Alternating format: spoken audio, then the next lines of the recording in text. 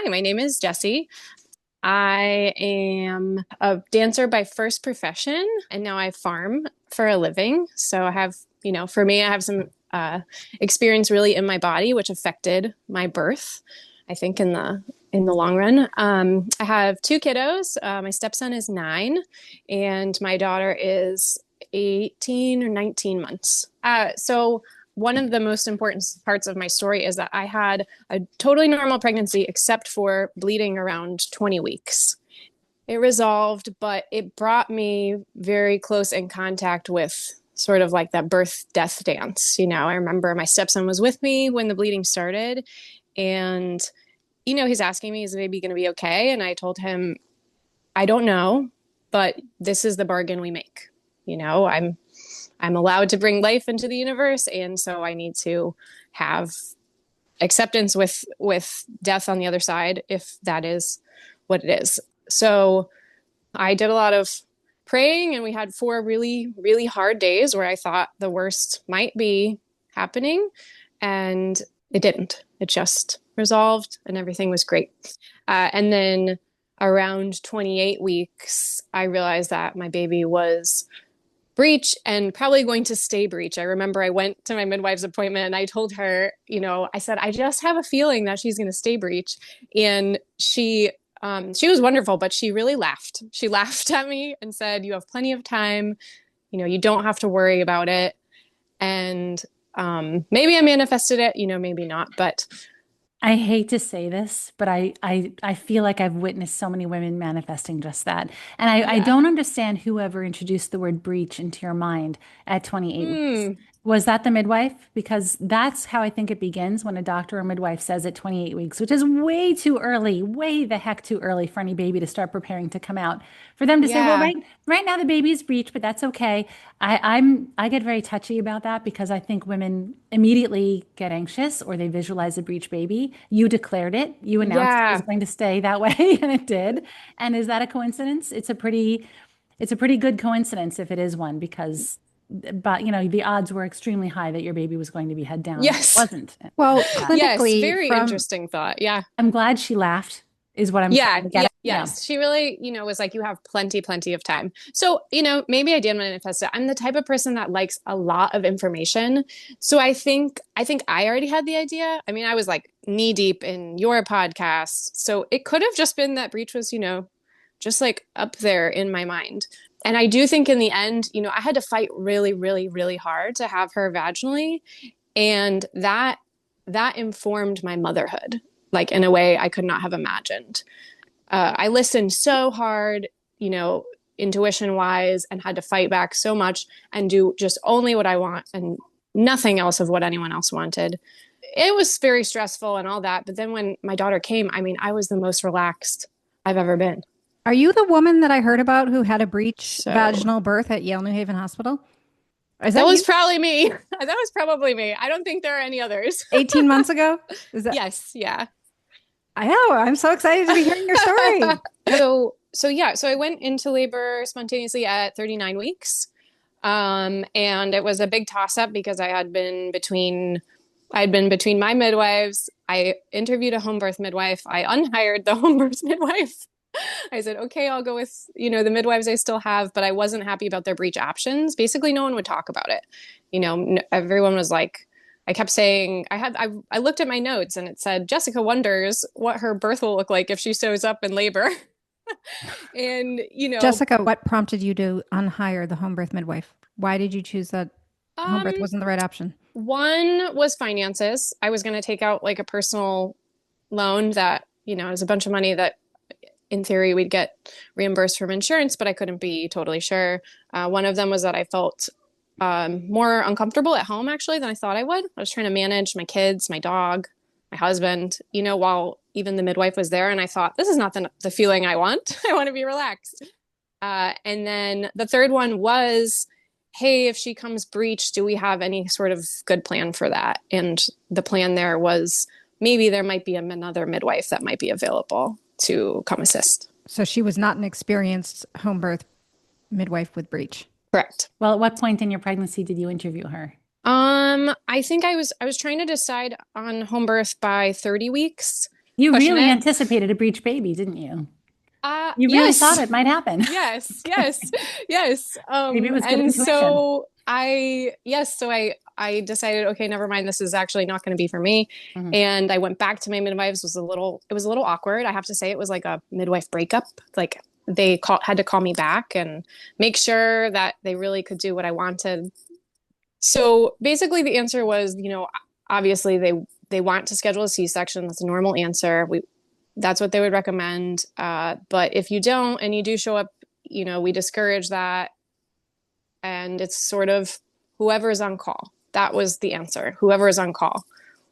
Maybe they have experience, maybe they don't. And at the very last minute, I'm going to say around 36 weeks, I found a hospital in Pennsylvania that trains and births breech. I found a woman from New York that traveled there and talked to me about her experience. I had a friend who was an hour away, so I was like ready to go to Pennsylvania. We were scheduling a consult. I think I got an ultrasound at 38 weeks for fetal weight had to be, just under a certain estimated amount to give birth there. So I was trying to switch providers at 38 weeks, and I had, just obstacles. The fax wasn't going through. My records weren't going through. They couldn't do the consultation. And then I went into, I had the ECV at 38 weeks too. She just snapped back like a rubber band. Okay. Some babies need to be And breached. well, she had a double nuchal cord. Okay. So I looked at my notes afterwards and found that. So maybe that was part of it too.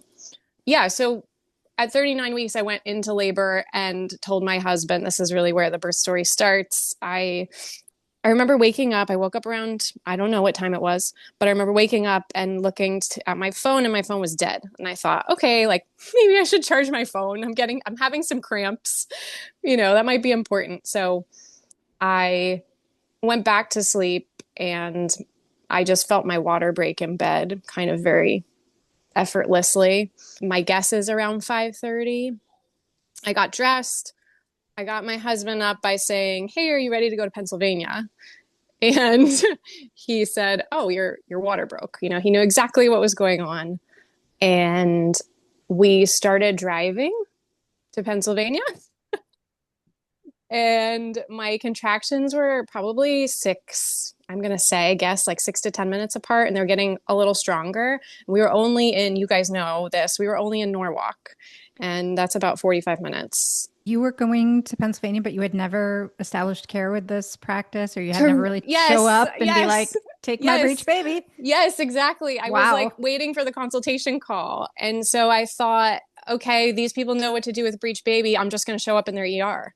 Or maybe I'll call them on the way. Like, this is what we planned. I planned to travel there at 39 weeks, but obviously we were trying to figure it out. What do you do with a kid and a dog and a husband? I said, I'll go alone. I'll call you when I'm in labor. It was crazy, but, we started driving, and then my husband eventually sort of just put his foot down. He was like, this is exactly what I didn't want to do. Like, this is exactly what we agreed to do, not to be traveling while you're in labor. Can we turn around now? And I just said, yes. My sister had told me you might feel differently in the moment about how you plan things. And so I said, yeah. And he said, okay, well, like something about a C-section. Maybe we have to do the safest thing or whatever. And I was like, you haven't been listening to me for 9 months. We're not doing that. He was supportive, but there was nothing he could understand about how I felt about that. Nor did he understand the risks of a C-section, I'm guessing, and how it's not a foolproof decision when you say it definitely should be a C-section or it definitely shouldn't be. There's a lot of reasons as to what makes certain breech births completely safe and others a little riskier. So he probably just also doesn't, he's just not as educated in it. Yes. And this is common between couples, because she's doing the researching and dedicating probably hundreds of hours to her education. And then the couple finds themselves at odds when they have the exact same goal and intention for the birth, and they don't know why they're at odds. Yes. Yeah. I am, he did just trust me in the end. He knew that I did all the research and all that. Exactly. But he was, just too nervous to drive there in labor, which I understand. I don't want to be in the car anyway. So we turned around, we came home, we told my stepson, you're going to have your sister today. We actually put him on the bus, and I think as we pulled in the driveway, I got a call, and you know where the call was from? It was from the hospital in Reading. Yeah, Pennsylvania. Yep. And they were calling to do the consultation. And I said, you know, sorry, but I'm in labor. And we kind of didn't know what to do. They gave me a Spitfire, like, here's where you go, this is what you do. But I told them, I turned around, I'm not really sure what to do. And sort of serendipitously in that moment, the lead doctor there, he walked into the office and he talked to me on the phone. This man never met me before, and he kind of talked me through it. He told me as a first-time mom, I had like a 70% chance of giving birth vaginally, and the worst thing to do would be to drive and have a C-section 4 hours away where you couldn't get home, you know, with your newborn and all that. And then he asked where I was giving birth. And when I told him Yale, he said, oh yeah, like, go for it. Nice guy. Nice of him to speak with you. He didn't Incredible, have to do that. Incredible man. Yeah. Yeah. So that really gave me, just like the assurance that I needed. And it was like unbelievable. My contractions like slowed down during that whole time. Mm-hmm. And then all of a sudden I got off the phone and I said, I think we need to go right now. And so we did. We drove in, and my midwife, you know, said, are you eating or drinking? And I said, yes, right now I'm eating almonds, because I knew it was important. And she said, okay, stop. We don't know how we're getting this baby out yet. Like, let me talk to some people. So we got there. I think we got to the hospital around 9. My daughter's born at 11:55. So it was quick. It was very quick. It was lovely. I think I arrived in transition. I threw up like as soon as I got there. Mm-hmm. And I remember thinking like, oh, I thought that came later. You know, I didn't know we were there already. And they brought 2 female OBs in. They did the ultrasound to confirm her position again. They brought 2 female OBs in who I think they stayed on for my birth. Like, I think they were getting ready to go off the clock. And thank God they stayed on. They had some experience in breech. I didn't ask how much. I didn't want to know, you know, but they probably stayed on because it was going to be so fascinating and educational for them to see a breech vaginal birth. Wait, did you later find out how much experience they had in breech? I don't know how much they had. I just know that they had some. Okay. And you know what? In the moment, it didn't matter to you because it didn't. You were in your zone, you were in your labor zone, and you were in trust in your body. And you just knew, like, I'm not deviating from this path. Like, the baby's coming. I feel it. Things are happening. You just have that feeling sometimes. Like, I just got to keep going with what I'm doing. And it doesn't really matter what's around me. Nobody had to be there. It really felt like, you know, things were progressing. I was hitting the checklist of my checklist. She was frank breech. So when I heard that, I was like, great, we're good to go. Perfect. Everything was just like moving along. I didn't want any cervical checks in my plan, but I did get one. I think I was 5 centimeters. And that also gave me like, I was like, great, halfway there. Perfect. Halfway there. Good. And I remember they gave me like that serious C-section talk. Like, they got down on their knee, they looked me in the eye, they told me all the, not C-section, the risks of vaginal birth. And they told me all those serious things. I was surprised by that. And I'm in labor between contractions, and I'm like, yeah. None of it surprised me because I was ready. I had done all the research. I mean, I was researching breech maneuvers like for myself. Like, up until the moment of my birth. Like, you were going to perform. It was crazy. No, I was like telling my husband, like, I'm going to print this out for you. And like, you know, it was crazy. But I really, like, I had watched so many breech videos. I had envisioned it. Wow. I knew what it's going to look like. I don't know. I felt good. You know, I felt good. So they gave me that talk, and I signed the paper. And then I said, okay, can you tell me the risks of a C-section? Because they just really were going to skip it. Yep. I can't believe that they still skip it, but they do. So they did. And then that was it. And I asked my midwife, you know, how are you feeling? She said, this is out of my expertise, but I'm here for you 100%. You know, these are the people that will be delivering your baby. And I said, okay. They requested that I give birth in the OR. And the anesthesiologist, I don't know, he introduced himself at some point, but I also was like, I'm not doing that. So, you know, I was a little annoyed. That was the only one that I was a little annoyed about, that person in the room. Other than that, it was fine. I finally got moved to a delivery room, I guess it was. Before they checked me, I was 7, I think 7 before I even went into the delivery room. And I had some back labor, I think. My husband was doing the hip presses, I remember. That really got me through. So what did it feel like to birth a breech baby, and what position was she in? Was she Frank breech, and She what was was that like? Frank breech. It was great. It was great. It was great. I don't know anything different, but So what did she weigh? She was 6'12". Okay, pretty small baby. So that Yeah, might have helped. small. The birth itself was really great. I think at 9 centimeters, someone said like something about pushing, and I thought, oh yeah, I need to do that now. That word feels right. I didn't really know that was the feeling I was feeling. So they wheeled me to the OR on all fours, my little stretcher. Right then, I had to climb to the table. I was like, why were you not able to walk to the OR? Why did you have to go on a stretcher? I'm not sure. I think because I was on my hands and my knees and I couldn't get out of my hands and my knees. I was stuck. Didn't want to move. I was stuck. Okay. No one said anything. It was great. It was so great because I feel like everyone left me alone. No one did anything or said anything. I feel like they didn't know what to do with this woman. Like, that's exactly why they left you alone, because sometimes they're so confused about what to do when somebody is so on their yeah, path. It was like wild. That's a good point. Yeah, but it was great. No one did anything or said anything. One time she told me I could rest sort of over the edge of the hospital bed because I was feeling so tired. I'm like, well, you could have said that earlier. But other than that, like, we're good. That was it. So Jessie, just to understand, so you were in the regular room until 9 centimeters, and then they were dragging you off into the OR. And then that's when you met that anesthesiologist who kind of was in your way and you didn't really care for. That was all happening after you were 9 centimeters? I met the anesthesiologist in the triage room. Oh, but then when you were almost at 10, that's when they were stopping, like they were getting you into the OR. It was hilarious. Someone was like pulling a sheet over me because I was on the all fours, and someone was pulling a sheet over my back, and that was more annoying than I'm like, I don't care. You were naked on your hands and knees, so it was the proper thing to do, I think. Yeah. They weren't going to wheel you down the hall like that. Bra on. I did.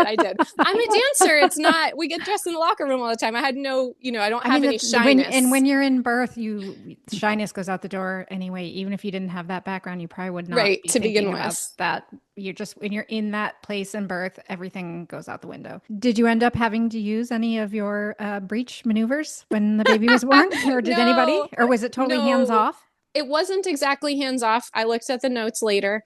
She delivered until her scapula, and then they do like a half rotation, they sweep the arm, they do another half rotation, they sweep the arm, and then they did like the head flexion. They like kind of insert their hand and pop her up. They did do that, but I delivered her alone until her scapula. Both her legs popped out. I remember feeling that. I felt the relaxation. I had been on my side pushing, and then they moved me to my back, I guess, when they felt like it was time. It was about 20 minutes pushing. And do you recall them feeling very calm, cool, collected, relaxed, or did it seem kind of like they were unsure? Did it seem very normal to them? I would say it was quiet. It was quiet in the room. My midwife was right there, and I was sort of laser focused, just me and her.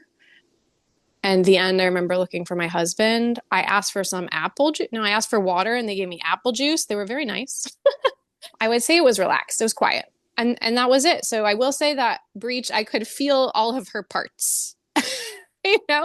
Foot, hand, arm, whatever that was. And then all of a sudden she was on me. And I was, shocked for a second. They had all this stuff in the way, like the papers and the belly bands and this stuff. I remember just like that trying to get to her face felt like it took hours, but I have a video of it, seconds. And that was it. And then I never even talked to the doctors or anything. The doctors were gone. They left you with the midwife, and the midwife just finished up everything? Yeah. Nice. Yeah. Wow. Perfect. Kind of perfect. Yeah. So it was great. It was great. It was the birth of my dreams in a weird, unplanned way. You said you had a bunch of thoughts about your own birth that you wanted to also share with us and talk about. Yeah, I think, something that's been just so important to me after going through this experience is knowing that other people are in the same position and not being able to help. And part of that, I'm sure, the majority of that, the bulk of that is information and getting this information. But I think the other part of it is being able to go against the grain, when everyone is saying one thing. I mean, I have it written down in my journals that I said something that I kept with me is hear everyone and listen to yourself. I mean, it really stuck with me. I just want mothers to feel that they know what is best and that they don't have something taken from them. I found that something was going to be taken from me in having a C-section. Did you feel inherently, like at your core, did you feel that a vaginal birth for your baby would be the safer way for her to come into the world? Because I think what these moms have to do is not know that they can and should have a vaginal birth. I think they really have to learn how to ask themselves or ask their babies, what is the best and safest way for you to come into the world? What is it you need from me as your mother? What environment do you need and what providers do you need and what method do you need for this to happen? And I do think if more women could tap into that, a larger percentage would certainly find themselves having the intuition that a vaginal breech birth is the right way, but it's not the case for every woman. So what do you make of that? Like, did your instinct guide you well in this, or were you just kind of hell bent on a vaginal birth because of your education and that like intellectual mind doing the work?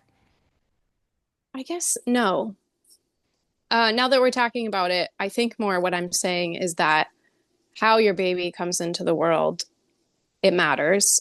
And if it matters to you as the mother, then it just matters. Right. And it doesn't matter if they're breech or if something else is going on, with your pregnancy or your birth, but how they come into the world really is important, and no one should be able to tell you otherwise. I don't know. I don't know if it was my intuition. I mean, she was okay, right? She was fine. She's perfect. She had APGARs of 9 and 9. She was great. I think that I wrestled with the idea of she could not be okay long before that. At 20 weeks, when I had bleeding, it was what happens and how do what could I live with?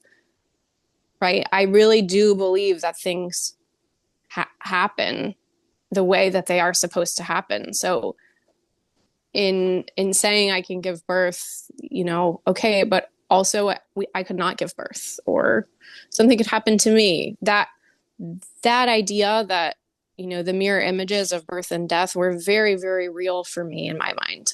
And I just still thought, I don't want to have a C-section and have you die. That would be, in my mind, that would be crazy. I wanted to bring my baby into this world in this way, and not against all. If something was really, really going wrong, then okay. But if nothing was going wrong and everything was going right, and this is the way that it's supposed to be, then I really was trusting that. So it sounds to me like you just had a lot of faith and confidence in the safety and normalcy of breech birth. And in your mind, C-section was a higher risk.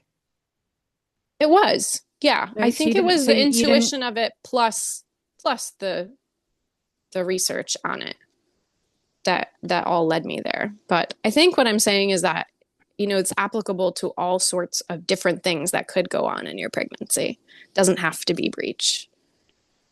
Yeah, sometimes when I've been in this situation with so many women who were so deeply worried throughout pregnancies, some of them with very good reason to be worried, some really concerning things that might have come up on ultrasounds or and obviously things like breech babies. And we can really torture ourselves trying to consider pros and cons or figuring out how to make a decision.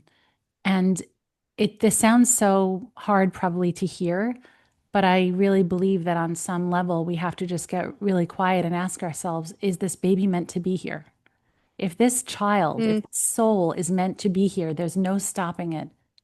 This child already exists, is already alive, and is on the way. And you almost have to tap into this complete conviction of feeling this child is meant to be here.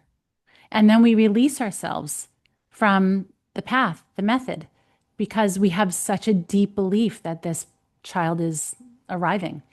And it's hard because we are so emotionally attached, and there's nothing on earth more important that we get very anxious, and we feel like we can still control it, and that we can make a right or wrong decision, and that it's our decision that puts the baby's life on the line.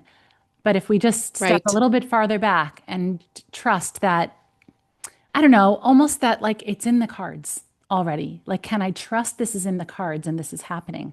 Yeah. And it really helps. It's just the same, like you were saying, these things we can apply to all of life. I think that's deep faith and trust can be applied, but this is where it's tested the most. It's the life of your child. And when you feel so safe and confident in your decisions, like you did, you really didn't have those doubts. You did make the change to go from Pennsylvania back to stay in Connecticut and have your birth there. But that was also, a pretty easy decision for you. When you just have that confident ability to make decisions, that is where we know we are trusting our intuition. Right? When you're constantly back and forth, back and forth, I can't decide what to do. That's the anxiety. That's the fear. That's when we actually don't know what we're doing. And then we look to our intellect and logic and research to help us make a decision. But when the decision is just flowing, like you found out your baby was breech at 28 weeks and you just felt like I'm having a breech baby and I'm going to have a vaginal breech baby. And it was all so smooth and easy and kind of just felt right and natural to you. That's when you really know that your intuition is guiding you. Yeah. I remember thinking, because of course that's what I felt, but no one else really feels that way. So it doesn't matter what they feel. Right. So it kind of just had to all drop down and I had to get really relaxed about it, before I could come to that point. But once I went into labor, I mean, it was a choicelessness. It was what was happening. It kind of, it almost demonstrates the point we're talking about where it's already in the cards that she was going to arrive safely because you were on your way to this really cool place in Reading, Pennsylvania, where you were going to get all this great support. And you almost went through all these hoops. And had you birthed your baby there, you would have said, oh, thank God we did that. We went through all these hoops and we had all the support we needed. But look at what you did. Your husband said, I'm not feeling this. I thought we weren't going to do it this way with so much effort and resistance. You immediately consented to that. You immediately acquiesced. And look at that. It ended up going smoothly anyway, almost as if that was what was the thing the whole time, no matter where you showed up. I do feel also, my husband has a very strong intuition and he's not always going to voice it. But at that moment, you trusted he did. him. And it was, I needed, there was something in that was right. It was right. Are you, so I guess my final question for you, are you delighted that this is exactly how your birth ended up going? Or do you wish it was a more traditional, kind of easy textbook kind of birth? No. Do you love that it was this? I love it. What is it that you love about it? Yeah, I love it. It was, I don't know. It was blissful. It was wonderful. It brought me in contact with my strength. I met a part of myself that I knew it was there, but it never had the opportunity to really come to the forefront. And I felt like I knew like, okay, this is your time to shine. Like, go ahead. I also remember thinking, I was only really certain that I was going to have one child. So in my mind too, the stakes were higher. Like, this is the only one. I have this one chance. There's no guarantee that I might have another. And yeah, it was amazing. I would do it that way over again.